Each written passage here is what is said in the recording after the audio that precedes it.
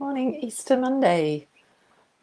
So nice to be with you on April the 5th and to be spending a holiday Monday with you again. So, very soggy, rainy Monday up here in Queensland, and so time to spend the holidays indoors. So this morning on Facebook, Quest at Home Live, where we share with you more teachings from our wonderful Quest for Life programs and invite you to come and dive deeper into the awarenesses and the wonderful teachings that are available in the Quest program. And today's is one of my favourite topics, the difference between reaction and a response. That second C of Petrea's amazing 4 Cs. But as people are logging on and remembering, perhaps waking up as I did, and going, oh, that's right, Quest at Home is on, even though it's Easter Monday. Lovely to see you all. Let's just take a moment to bring ourselves present and welcome people onto the call as they come on. So we'll just bring our awareness into the soles of our feet on the floor. Bring your awareness to your body sitting on the chair. And feel into the breath, a large breath, and become aware of your body. And now we're going to tune into the 5 senses. So you may have by now gently closed your eyes. And we're going to pay attention to any sounds that are inside of your space and any that you can hear outside of the space, and just observing and noticing them. With our in-breath, noticing any aromas that are in the air, in the space that you're in right now, and noticing the temperature on your skin, whether you're hot or cold or just right, and then the touch of clothing on your skin. And even we can tune into the sight behind closed eyes, excuse me, and be aware of the magic facility of sight. And then tuning once more into the breath, into the body, and noticing how your body is always in the present moment. The mind may wander into the past and the future, but your body, your breath, brings you into the present, which is the most useful place we can be. And Eckhart Tolle, if you've heard of him or read him, his famous book, The Power of Now, talks about a vast field of information available to us in that space. I do apologise. I brought my new little puppy into the room with me because she's still at that baby age where she can't be left alone, and normally she sits totally quietly at my feet. But today she did a little puppy bark. So let's hope that she goes to sleep very soon. So puppy love, even when barking's very cute.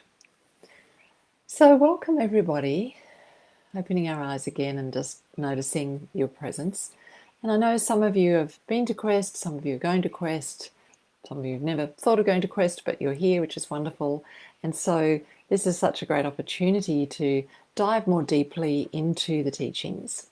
And this week's one that we're going to speak about is this magnificent tool. What we say at Quest is the tools that we give you to use in your life to help manage your emotions and regulate your experience of your life, or help you to have a more resilient response to your life.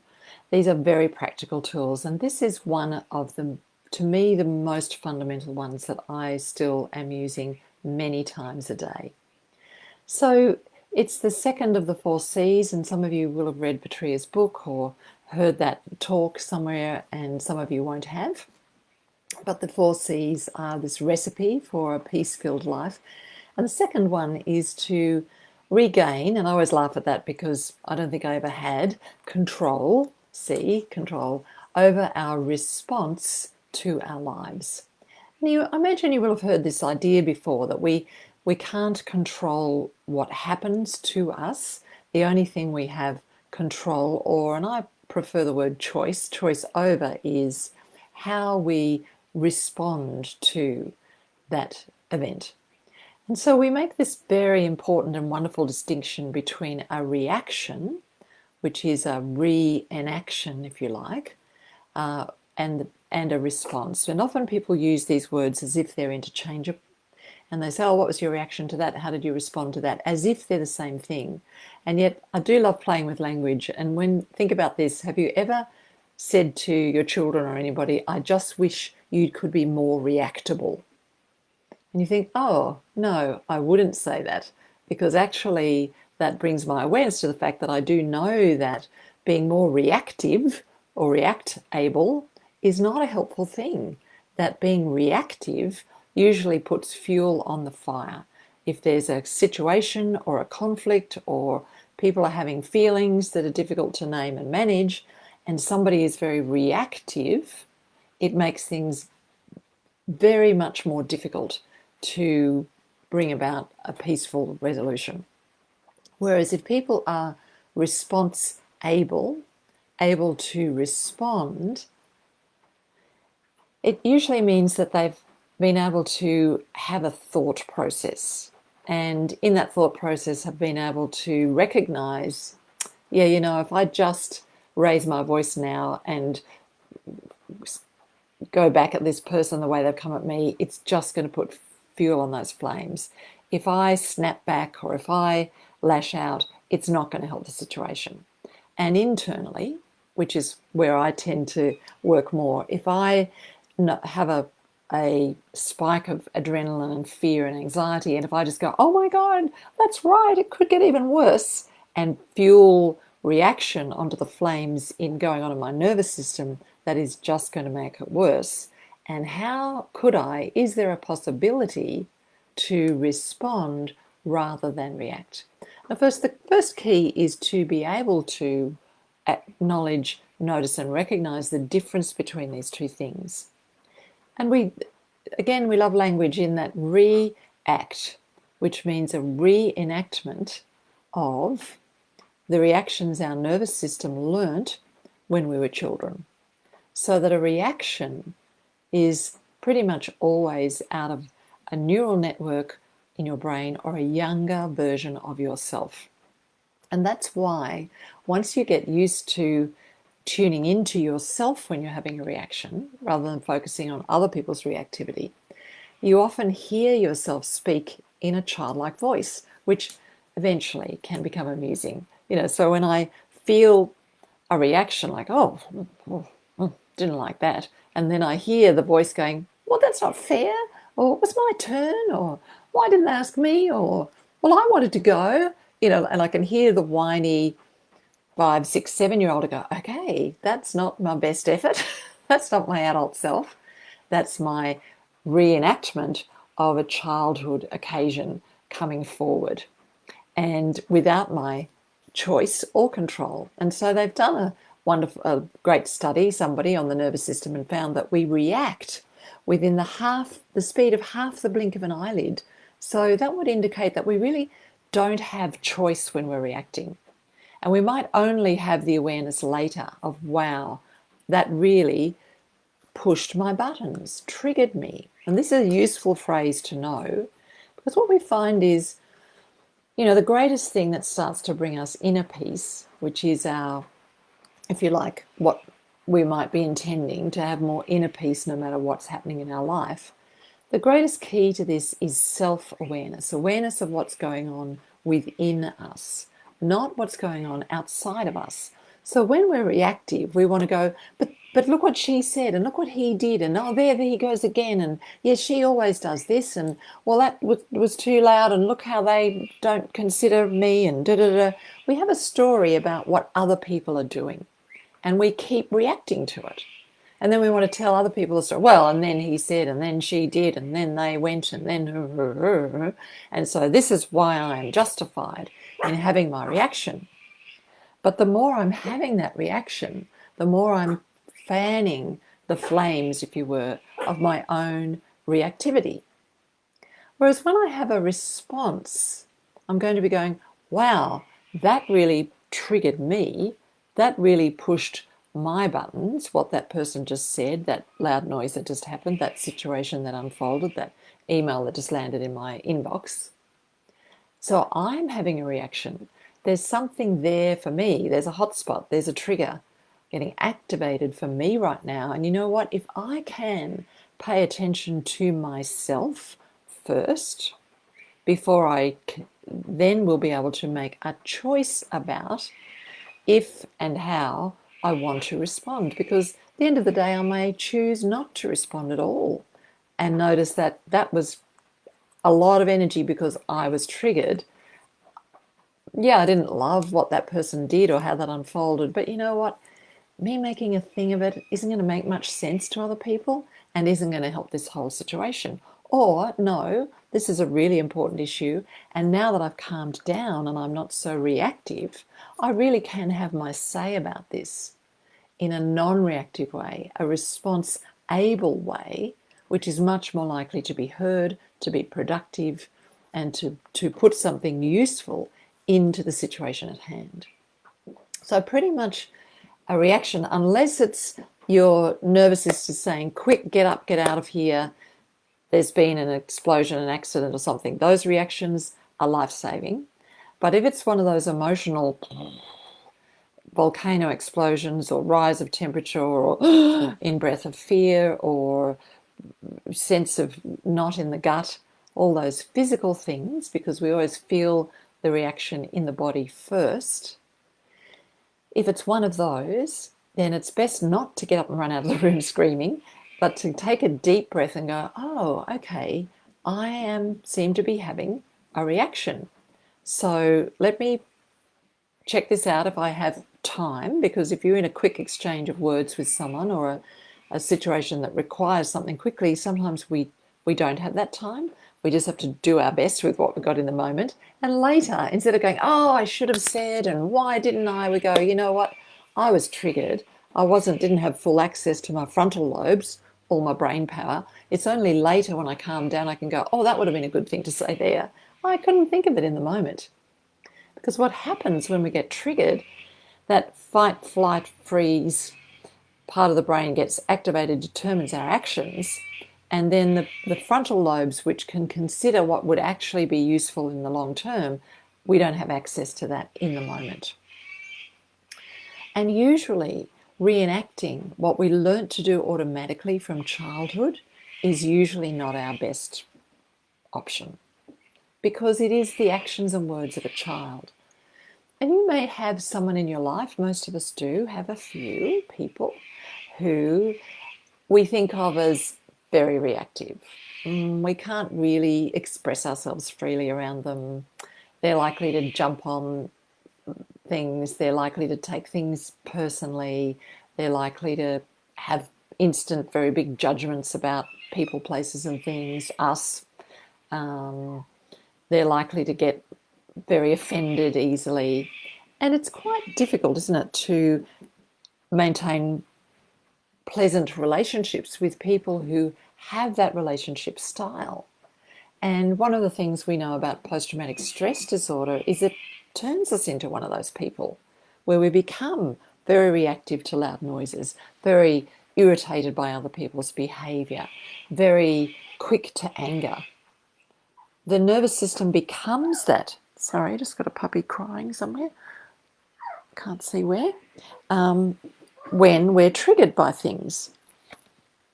Sure. Missing puppy.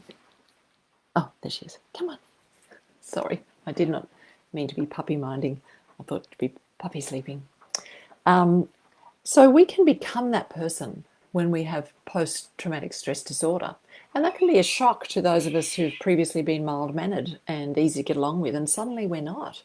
We are that irritable, cranky, uptight, not easy person to be around because our nervous systems are on full alert.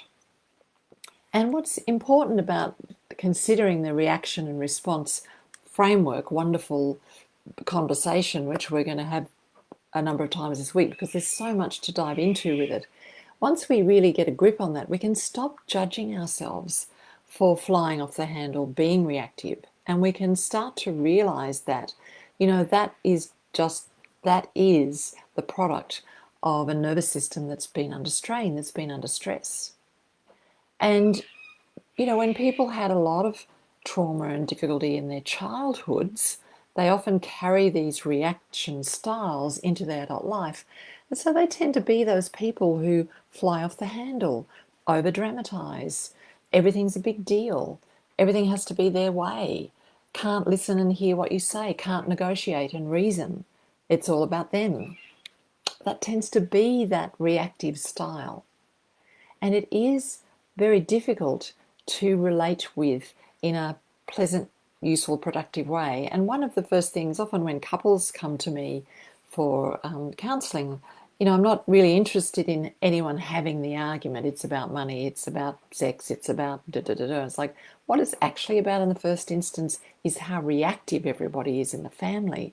And what we've first got to do is get everybody's reaction speed way down and open up people's ability to respond. Because if we're not response able, we can't deal with conflict.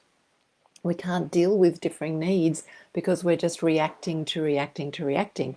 And that's how we end up in those fight cycles. And most kids know their parents, and then he'll say, and then she'll say, and then he'll slam the door, and then she'll cry, and then he'll do, they know it because they've watched it repeat over and over. And you may know yourself, if you're in a long-term relationship or with family members, these predictable arguments that always devolve into something fairly predictable because it's my reaction to your reaction to my reaction to your reaction. It's reaction, reaction, reaction, reaction. And nobody's in a position to break the cycle because nobody is response able. So I hear you cry in alarm. Aurora, quick, how do we get from reaction to response able? And of course, the wonderful, practical, great thing is it's pretty easy. You actually can, first of all, just take a deep breath. And if you're a freeze person, we talk about fight, flight, or freeze, and you've gone into reaction. Somebody who's likely to explode in reaction needs to take a deep breath and help the nervous system to calm down. Somebody who's freezing might need to shake and wriggle a bit because they actually need to get their system moving, because they, when confronted with somebody or something that's triggering them, tend to go, oh, deer in the headlights, and they don't have the words and they don't have the thoughts and they can't have a comeback. So if you recognize yourself as a freeze person, the first thing you need to do is go, oh, like a dog, shake it off. Like, oh, okay, shake that off. It can just be a little, well, right. And notice there was also a deep breath. So moving our brain, because it's not our personality, nobody wants to be this way. It just does make life more complicated. We all would love to be able to just calmly be response able. So to develop that skill, we come back to last week's topic, which was meditation, because the research is really clear on the brain. If we practice even 10 minutes of meditation, some form of it every day, or just sitting quietly regularly for 1 minute, several times during the day, our brain becomes less reactive. So, the first thing I do with families who are always fighting is not try and work out who's right and who's wrong and who's to blame and who has to change and who doesn't. I really just want everybody in the family to develop an ability and a brain that can become less reactive, so that it has a moment to think about, if I just jump in now with what I always do, we'll go down the same old path. Perhaps I'll just leave the room and make a cup of tea. Perhaps I'll just say, this is actually too much for me right now, and just leave the room without slamming the door, without being in a huff, without being angry. And I'll go for a walk and move out of my triggered state. But in the first instance, to move ourselves from being reactive to response able, we need to develop this ability to go, breath, give myself a moment, maybe a little movement, even if I don't say anything, do anything, allow myself, the brain, to give me access to the frontal lobes so that I can think. And I can even have the thought, okay, what would I like to do now? What will I do now? How can I take care of myself now? Not that person's doing that, or I need to shut that person down, or if only they'd stop doing that, because that's just going to feed more reactivity. Come back to this. So I'll give you an example that is just seems a silly one, though we never use language like that when we know we have PTSD. We lovingly accept our behaviours. So, I was teaching in a big college, and I went into the tea room. I had 10 minutes for a break, and I found myself, luckily alone, in the tea room with an array of mugs to choose from to make the cup of tea, and I couldn't choose a mug. Like, I was racked with indecision. I was standing there, I couldn't choose a mug. And finally, actually, because I've been giving this talk at Quest, I went, oh, hang on a minute. I seem to have frozen. I'm frozen in the tea room, and I've only got 10 minutes. If I want that cup of tea, I need to get a handle on what's happening. So I was like, okay, I've frozen. So I just asked myself the question, what's happened? Because the nervous system can go into freeze without us consciously even noticing what happened. So straight away, I was like, oh, I was actually confronted very strongly by a large male student in the classroom just a moment ago, actually. And it was like I'd forgotten and frozen in the tea room. Like I actually had done whatever I'd done in the moment, walked out, called a tea break, and was in the tea room, not able to choose a mug. You see how, now that could, you go, oh, how silly. Well, it's not when you understand PTSD, right? So I'm going, oh, okay. So now I'm frozen in the tea room. So I was like, all right, sweetheart, I do like to use terms of endearment to myself because it makes me feel safer with me. It's like, okay, yeah, that was quite a trigger. He's a big bloke, and he stood up and he kind of actually spoke really quite aggressively to you and challenged something you'd said and what you were doing. And I don't even know how he handled it, because in this moment I can't remember, but let's just get a cup of tea. First thing, we've got 10 minutes for this tea break. Pick any mug. We really don't care. First one your hand lands on, get that mug, get the tea. Now, where can we go to help the nervous system to calm down? So there was a new staff area. I went in there, put myself behind a pot plant so no one would talk to me, and just allowed myself to notice that that had happened, and that inside a smaller part of me had felt quite frightened. The big, bold, I can cope with anybody, do anything in the world me didn't even let that pass through the frontal lobes, right? No, that didn't happen. I'm fine. Nothing going on here, right? It was only when I noticed this freeze reaction that I actually became aware that I'd been triggered and was having a reaction, and what I wanted to do was be able to have a response, first of all, to me. So it wasn't to sit there and obsess about what I could say to him. It was about to acknowledge that that was scary for a younger, smaller part of me, to help her feel safe and go, you know what, we are going to go back and talk about that. I do have the skills to do that. But first of all, just acknowledging that that was scary. So I hope that's a help. Sometimes examples can just help with these things to know what it looks like on the ground. And it was kind of a cute one, because not being able to choose a tea mug is often where I get frozen. My PTSD brain will assume great importance to various colours, shapes and sizes of mugs. I know, crazy, but that's what those brains can do under stress. So just got to love it and practice this, moving ourselves from reactivity to being response able.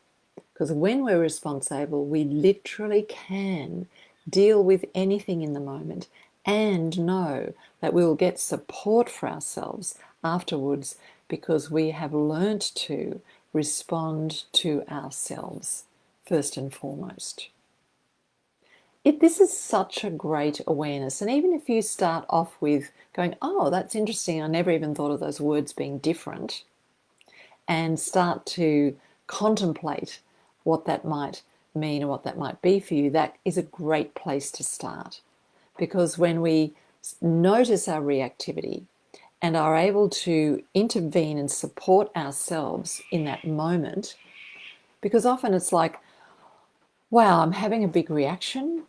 I'm not going to be able to speak here or do anything or whatever. I can't go into the supermarket. I can't leave the supermarket. We can get caught in odd places. Let me just remove myself to somewhere that's calmer and quieter and take a few breaths and discover what I need and respond to myself. So responding and reacting, this is a wonderful, wonderful life skill to have. And it can come on us at any time. And it's Easter Monday. If you've been around people for Easter and it's been rainy and everybody's been indoors together, and suddenly everybody seems more irritating on the fourth day than they were on day 1, 2, and 3. Or you're doing it on your own and you were coping really well with the first 2 days and it's all gotten harder on day 3 or 4. Right, this is the time when we need to really compassionately understand our reactivity levels. And those of us who've got nervous systems, who've been under the pump for most of our lives, which means that too many people, too many things, too much pressure can just get too much. We need to think about that. Do I need to just take myself off for a drive? Do I need to just go to my room for a nap? Do I need to reach out to someone and have a chat? Do I need to get on a Facebook Live with Crest? All of these tools that we can use to support ourselves at times when we know we can get reactive. And family holidays are a great example of that, because often they're built up to be so important and so great, and yet they're often the times when tempers flare and people have unhappy times because they're not aware of what triggers their reactivity. Some of us just need regular breaths of peace and quiet, regular moments. Take a breath now to breathe and come back into the presence with ourselves and to have compassion for ourselves. We don't want to be cranky. We don't want to be unpleasant.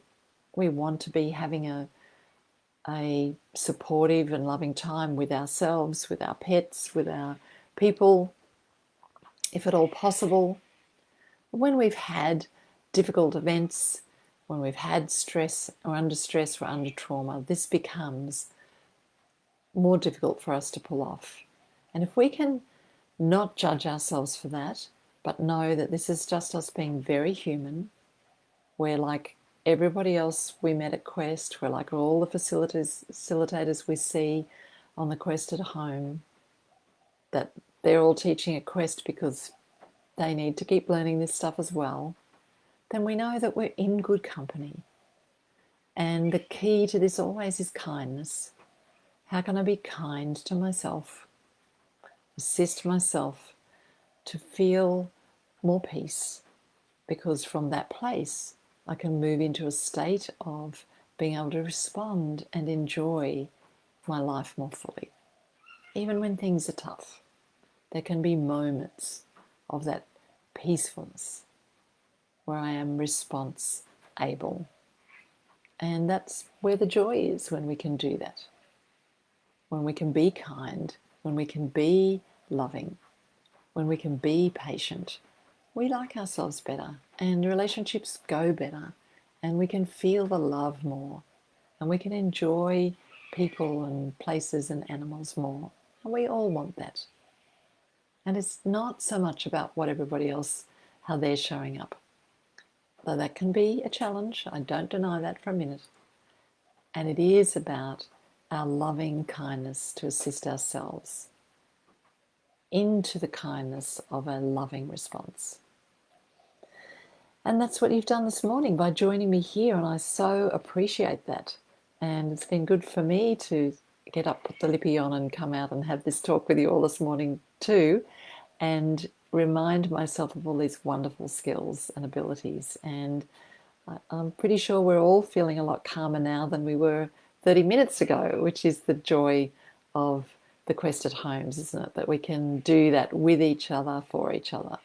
So I hope you can enjoy the rest of this Easter Monday, whatever that is for you. We're drowning in rain up here in Queensland, and toads and frogs are leaping everywhere, and it's pretty exciting. So you may want to just give your thought to what will make this day even more lovely day for you, a more peaceful day for you, a beautiful response able day for you. And please join us for our Quest at Homes on Wednesday and Friday this week. I'll be back with you again next Monday. And of course, we've got all our other wonderful Quest resources on the website, questforlife.com.au. And please go and check that out if you haven't already. All the tools that you need for a peaceful life are there. Thanks, everybody. Have a beautiful day.